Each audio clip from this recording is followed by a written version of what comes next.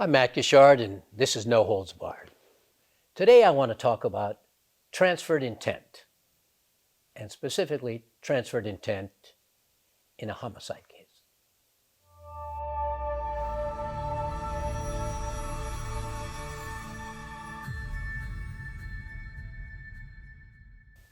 So when we think of homicide, we think of the death of an individual, and there are all kinds of homicides. We think of murder and manslaughter. We think of self-defense cases, justifiable homicide.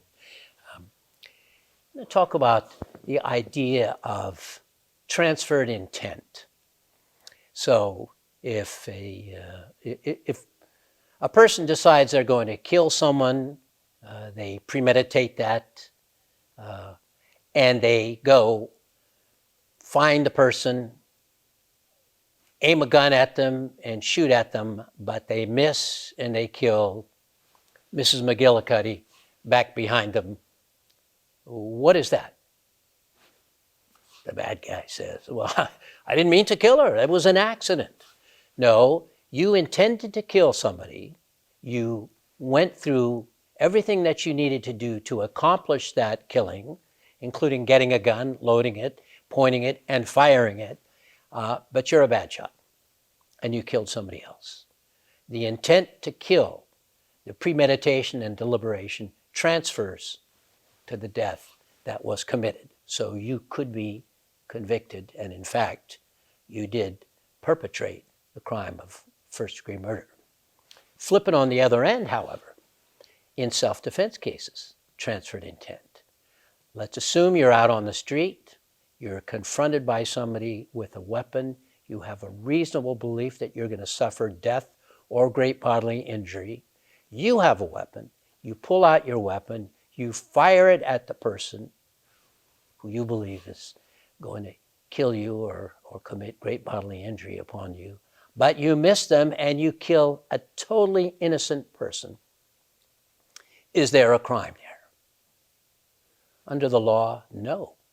The intent is transferred. You have a reasonable belief in your right of self-defense. You exercise that right, and unfortunately, it was an accident. Somebody died. And not the person that you intended to kill or to maim, but an innocent person. So we did have a case at a bar in our county, and there was a fight, and during the fight at that bar, rounds were fired by two different groups of people, and a totally innocent person was killed. All those rounds being fired.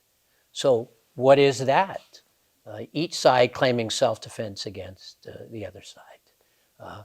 However, in that case, it was gang-related. They were shooting at each other, and an innocent party was killed. And the claim of self-defense did not lie. They did not get to say that, well, I was just trying to defend myself and I killed an innocent person.